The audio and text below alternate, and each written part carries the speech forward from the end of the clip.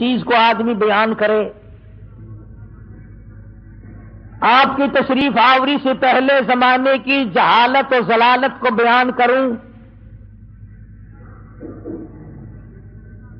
دنیا تاریکی کے گڑھے میں پھنس کر غرق ہو گئی تھی.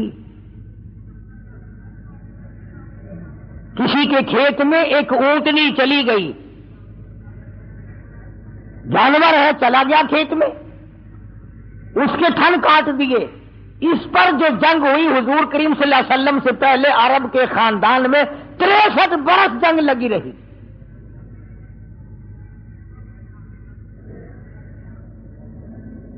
وہ عرب جس کی تہذیب و تمدن اس قدر بگڑ گئی تھی، بیت اللہ کے دروازے پہ کھڑے ہو کر کے لوگ کہا کرتے تھے اور میں سب سے بڑا ہوں اس لیے کہ میرے ماں باپ کا 1000 عورتوں سے یارانہ تھا. اتنی بگڑی ہوئی تہذیب، انسانیت تباہ ہو گئی تھی. ایمان و یقین کا نام و نشان نہ تھا، عمل نہ تھا، اخلاق نہ تھا، کردار نہ تھا، کوئی انسان کو جاننے والا نہ تھا. تمام کائنات خدا کو فراموش کر چکی تھی.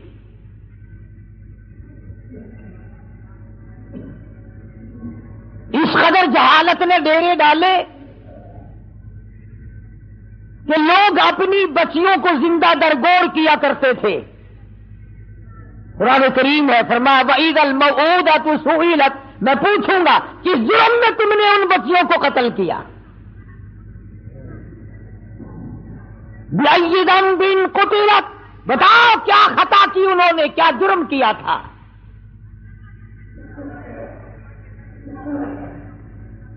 مگر اس آنے والے نے آ کر ایسے حالات پیدا کیے. اسی کو کہتا ہے کہ خود نہ تھے جو راہ پر اوروں کے ہادی بن گئے. خود نہ تھے جو راہ پر اوروں کے ہادی بن گئے، کیا نظر تھی جس نے مردوں کو مسیحا کر دیا. دست و گریباں ہونے والے لوگ، ایک دوسرے کو قتل کر دینے والے لوگ، دشمنیوں کی طوفان میں رہنے والے لوگ ایک دوسرے کی عزت اور آبرو کے نگہبان بن گئے. رحمت دو عالم صلی اللہ علیہ وسلم نے ایسا پیغام دیا ان کو آ کر،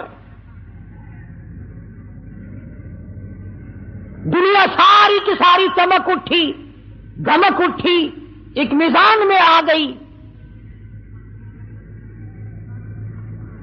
اور بد نصیب ہے وہ لوگ جن کے گھروں سے جہالت آج تک نہ گئی. کتنے بدبخت ہیں وہ لوگ جو جن کے گھروں سے رسمیں آج تک نہ نکلی.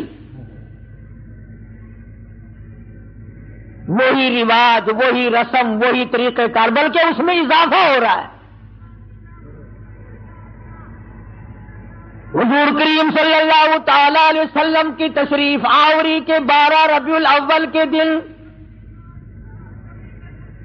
جناب ابو بکر صدیق رضی اللہ تعالیٰ عنہ کی زندگی میں، خلافت میں 2 مرتبہ 12 ربیع الاول آیا. جلوس نہیں، جشن نہیں. فاروق اعظم رضی اللہ تعالیٰ عنہ کی خلافت کے دور میں 12 مرتبہ 12 ربیع الاول کی تاریخ آئی. مدینے کی گلیوں میں کوئی جلوس نہیں. حضرت عثمان ذی النورین رضی اللہ تعالیٰ عنہ کی خلافت کے دور میں 12 سال تک 12 دفعہ ربیع الاول آیا. مدینے کی گلیوں میں کوئی جشن جلوس نہیں. حضرت علی رضی اللہ تعالیٰ عنہ کی خلافت کے دور میں 5 مرتبہ 12 ربیع الاول آیا. کوئی دور نہیں، کوئی جلوس نہیں، کوئی جشن نہیں. سیدنا امیر معاویہ رضی اللہ تعالیٰ عنہ کی خلافت کے دور میں 12 ربیع الاول 19 مرتبہ آیا، مگر کوئی جلوس نہیں.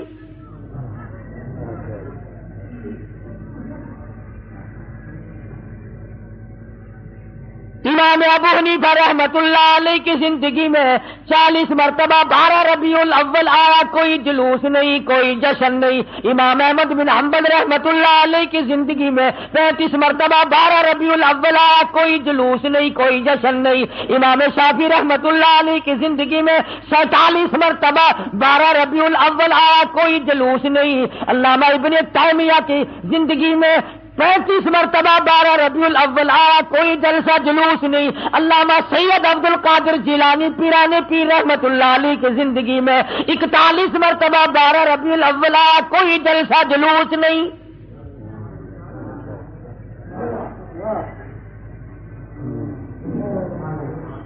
سلطان عالمگیر رحمت اللہ علیہ ہندوستان کا بادشاہ، اتنا بڑا متقی پرہیزگار ہے، ساری زندگی میں ایک رات بھی تہجد کی قضا نہیں ہوئی، مگر 12 ربیع الاول کا جلوس دلی کے بازار نے دیکھا نہیں، چاندنی چوک میں سے کبھی گزرا نہیں، خواجہ شمس الدین التمش کی زندگی میں نہیں گزرا، سلطان عالمگیر کی زندگی میں نہیں نکلا، ناصر الدین محمود کی زندگی میں نہیں نکلا، غیاث الدین بلبند کی زندگی میں جلوس نہیں نکلا۔ اور تمہیں آج بھی کہ میں بات بتلاؤں، قائد اعظم کے ہوتے ہوئے پاکستان میں جلوس نہیں نکلا، خواجہ ناظم الدین کی حکومت میں 12 ربیع الاول کا جلوس نہیں نکلا، ایوب خان کی حکومت کے موقع پر 12 ربیع الاول کا جلوس نہیں نکلا، یحییٰ خان کی دور میں نہیں نکلا، یہ بھٹو نے شروع کیا، رضا الحق نے آگے بڑھ کر اس کی تکمیل کی۔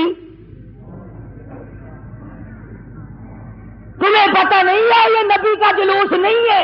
چور جب چوری کرتا ہے کتوں کو ٹکڑا ڈالا کرتے ہیں، یہ بھونکے نہ، تمہیں تماشے میں لگا کر اپنا کام کرنا چاہتے ہیں۔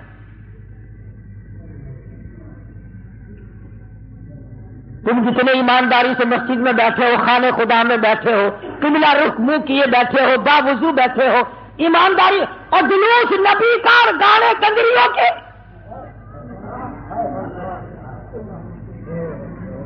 اندازہ لگا۔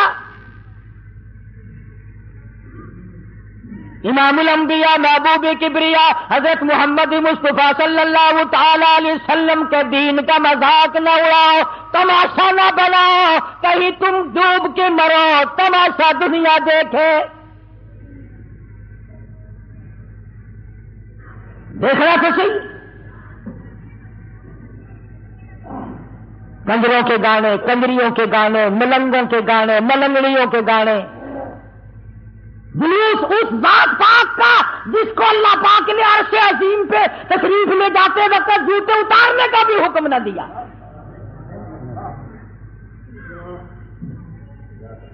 اس نبی کا جلوس، تم درود پاک پڑھو، تم قرآن پاک کی تلاوت کرو، تم اللہ اللہ کرتے چلو، تم استغفار کرتے چلو، اصل میں تم جان کے نہیں کرتے۔ اگر تم یوں کرو گے تو پھر یہ للے تڑلے تمہارے قریب آئیں گے کیسے؟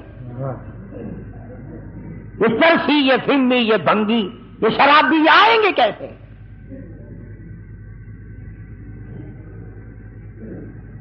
نت نئے پروگرام ہے، نت نئی دنیا ہے۔ حضرت انس رضی اللہ تعالیٰ عنہ فرماتے ہیں میں مدنی کریم صلی اللہ علیہ وسلم کے ساتھ ساتھ چل رہا تھا، بنسری کی کانوں میں آواز آئی، حضور کریم صلی اللہ علیہ وسلم نے رحمت والے ہاتھوں کی پیاری پیاری انگلیاں اپنے کانوں میں ڈال لی، دور تک تو تشریف لے گئے۔ اس کے بعد فرمایا اے انس، وہ منحوس آواز کیا اب بھی آ رہی ہے؟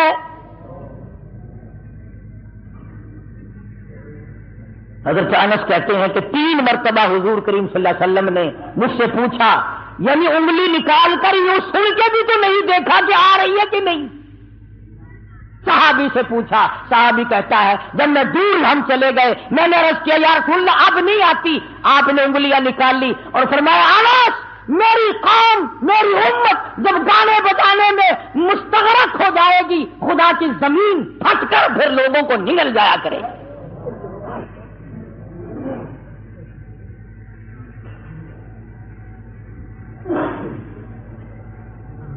ادھر بڑا زور لگا ہوا ہے، چندے ہو رہے ہیں، مولویوں نے لاؤڈ اسپیکر کھولے ہوئے ہیں، 1 روپیہ دو انشاءاللہ جنت ملے گی، 1 روپے کے بدلے میں جنت ملے گی۔ اور کملے 1 روپیے نال کوئی پالش جتی بھی نہیں کر کے دینا تو جنت دینا پہ ایڈی سستی گنڈا کا پا دیکھو کی آٹے کا کی ہے، لکڑ کا کی ہے، تو جنت ایڈی سستی۔ مولوی صاحب جب جاؤ گے تو پتہ چلے گا جنت کی قیمت دا۔ مجھے کیا معلوم ہے جنت کتنی قیمتی ہے؟ جا بلال سے پوچھ کے آج اس کا چمڑا ادھیڑ دیا گیا۔ احمد بن حنبل نے 2 برس تک اس اللہ کے قرآن کی وجہ سے درے کھائے، پوچھ کے آج جنت کی کیا قیمت ہے؟ ابو ابو حنیفہ کا جنازہ جیل سے نکلا، پوچھ کیا جنت کی کیا قیمت ہے؟ علامہ ابن تیمیہ کو کوڑے پڑے، سعید ابن مسیب کو ذبح کر دیا گیا، اور ہر تحریک میں، ہر اللہ والے میں قربانی دے کر جنت کو حاصل کیا ہے، تو 1 روپے میں جنت بیچ رہا۔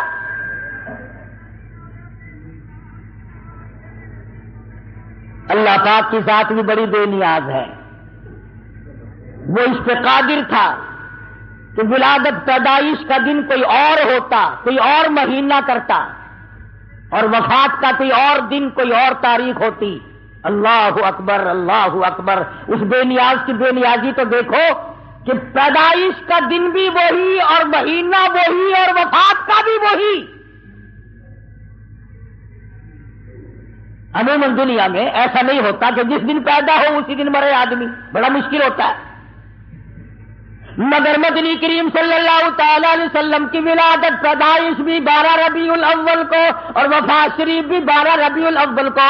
اللہ پاک جانتا تھا مسلمان تماشا بنائیں گے، جشن بنائیں گے، جلوس نکالا کریں گے، اس لیے فرمایا اگر نبی کی آمد کی خوشی منائیں گے تو وفات کا غم سامنے آ جائے گا، اگر وفات کا غم ان کو نڈال کرے گا، ان کو تباہ کرے گا، تو آمد کی خوشی سامنے آ جائے گی۔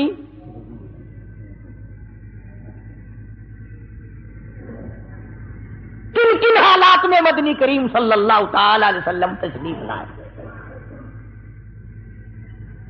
حضور کریم صلی اللہ علیہ وسلم کے والد ماجد حضرت عبداللہ آپ کو پیٹ میں ہی، اماں کے پیٹ میں ہی چھوڑ کر دنیا سے رخصت ہو گئے۔ اندازہ لگاؤ اس غریب اور اس یتیم کی زندگی کا کیا کہنا جو پیدا ہونے سے پہلے لاوارث ہو گیا، شکم مادر میں ہے۔ حضرت عبداللہ کا انتقال ہو گیا۔ سیدہ آمنہ خاتون رضی اللہ تعالیٰ عنہا اپنی بیوگی کی زندگی بسر کر رہی ہے۔ حضرت کی دادی نے حضرت کے دادا سے ایک دن بھی اشارہ کر کے بلایا اور بٹھایا۔ حضرت کی دادی ایک دن حضرت کے دادا کو کہنے لگی تجھے پتا بھی ہے میں تو بڑی پریشان ہوں، میں تو بہت پریشان ہوں۔ حضرت کے دادا نے پوچھا کیوں؟ کہنے لگی یہ ہماری بیوہ بہو جو آمنہ ہے یہ عطر استعمال کرتی ہے، خوشبو لگاتی ہے بھی بیوہ، ہے بھی پیٹ سے، اور قریش کی بیٹی، قریش والوں کی سرداروں کی گھر والی ہے، لیکن عطر لگاتی ہے، مجھے بڑا فکر ہے اپنی عزت کا۔ ابھی اسلام نہیں آیا، قرآن نہیں آیا، ایمان نبی نہیں آیا، ایمان نہیں آیا، مگر حضرت کی دادی کو عزت کا فکر ہے۔ اور نبی کے ماننے والوں، اپنی بیٹیوں کو ہار و سنگار کر کے فلم کی طرف چھٹیاں دینے والوں، زرک برک بچیوں کو بنا کر کالجوں کی طرف 4-5 گھنٹے کی چھٹی دینے والوں، شرم کا سوچو ذرا، تمہارے نبی نے تمہیں تشریف لانے سے پہلے کیا عظمت عطا کی ہے۔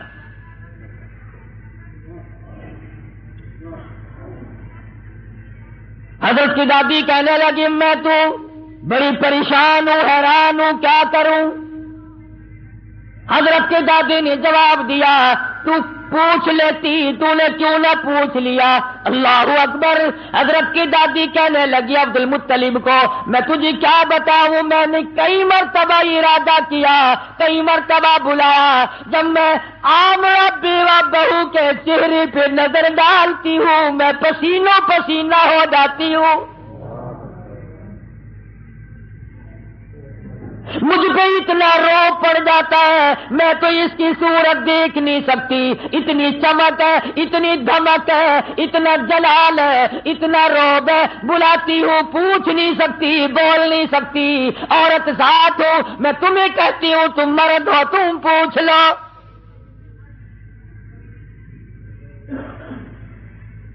حضرت کا دادا کہنے لگا تو عورت ذات ہے، تو گھر میں بیٹھی رہتی ہے، تجھے کیا معلوم ہے میں مرد ہوں، باہر رہتا ہوں، سارے مکے نے میرا سر کھا لیا، مجھے تنگ کرتے ہیں، گلی والے پوچھتے ہیں، محلے والے پوچھتے ہیں، مکے والے پوچھتے ہیں، اور کہتے ہیں عبد المطلب تیرے گھر پہ عطر کی بارش کہاں سے ہوئی؟ میں کیا بتاؤں، کیا جواب دوں، پریشان رہتا ہوں۔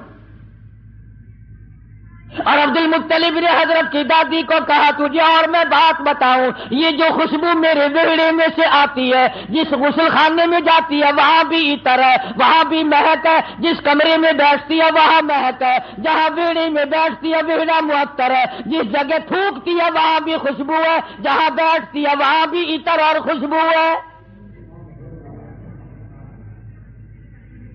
قربان جاؤ آمنہ کے در یتیم حضرت محمد کریم صلی اللہ علیہ وسلم کی تشریف آوری پر۔ اور عبد المطلب نے کہا حضرت کی دادی کو تجھے اور بات بتاؤں، یہ قرب و جوار کا معمولی عطر نہیں ہے۔ کہنے لگا عراق کا یہ عطر نہیں، یمن کا نہیں، شام کا نہیں، فلسطین کا نہیں، قرب و جوار کا نہیں، عام عطر نہیں، کوئی خاص خوشبو ہے۔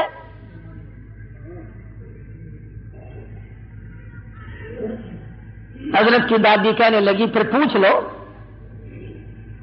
عبد المطلب نے جرأت کر کے ہمت کر کے آواز دی، آمنہ بیٹی ادھر آؤ۔ تشریف لے آئی۔ اس ماں کی عظمتوں کا کیا کہنا جس کے پیٹ میں 9 مہینے تک امام الانبیاء نے بسیرا کیا۔ تمہیں حضور صلی اللہ علیہ وسلم کی خام میں کبھی زیارت نہیں ہوئی، قیامت میں بھی پتہ نہیں ہوگی کہ نہیں۔ آمنہ وہ مبارک مائی ہے جس کے پیٹ میں یعنی پوری کائنات نسوانی میں حضرت حوا سے لے کر قیامت تک کی ساری دنیا کی عورتوں میں، مائیوں میں، زنانیوں میں، مستورات میں، خواتین میں، تمام کے تمام پر جب مالک کے کائنات نے نظر ڈالی تو حلیم آمنہ پسند آ گئی۔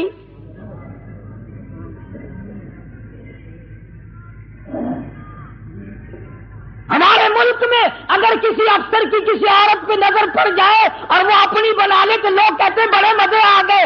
آمنہ وہ ہے جس پہ خدا کی نظر پڑی۔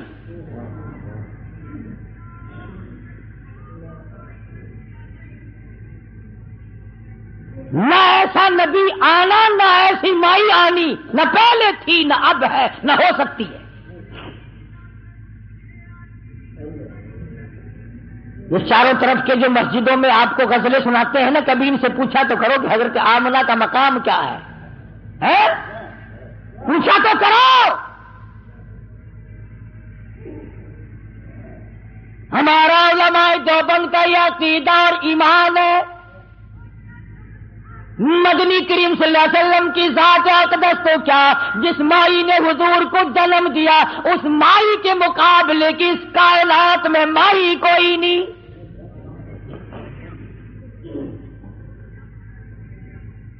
عبد المطلب نے بلا لیا، تشریف لے آئی، ذرا جرأت کر کے کہا بیٹی آمنہ تجھے پتا ہے میں بیت اللہ کا متولی ہوں، خانہ کعبے کا متولی ہوں، سردار ہوں قریش کا، چودھری ہوں، عزت والا ہوں، آبرو والا ہوں، حسب نسب والا ہوں۔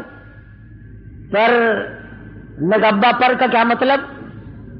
بیٹی یہ تو بتاؤ یہ عطر کہاں سے لاتی ہو جو استعمال کرتی ہو؟ اور یہ بھی میں جانتا ہوں کہ یہ عام عطر نہیں۔ سیدہ آمنہ خاتون رضی اللہ تعالیٰ عنہا کی آنکھوں سے آنسو شروع ہو گئے اور فرمانے لگی ابا کیا بتاؤں، میں نے ساری زندگی میں کبھی عطر خریدا نہیں، مجھے لا کے کسی نے عطر دیا نہیں، مجھے کسی نے دیا نہیں، مجھے اچھے ماڑے عطر کی پہچان نہیں، میں نے عطر والے کی دکان دیکھی نہیں، میں بازار کبھی گئی نہیں، میں منڈی کبھی گئی نہیں، مجھے کسی سہیلی نے لا کے نہیں دیا، مجھے کسی ملازم نے لا کے نہیں دیا، میرے گھر والوں نے نہیں لا کے دیا، میں نے ساری زندگی میں خریدا کبھی نہیں، مجھے اچھے ماڑے عطر کا پتہ کوئی نہیں۔ پر ابا ایک بات بتاتی ہوں، نہ تم نے خریدا نہ میں نے خریدا نہ کسی اور نے لا کے دیا، ایسا معلوم ہوتا ہے اپنا پیٹ پہ ہاتھ رکھ کے فرماتی ہے اس آنے والے مہمان کی برکت ہے۔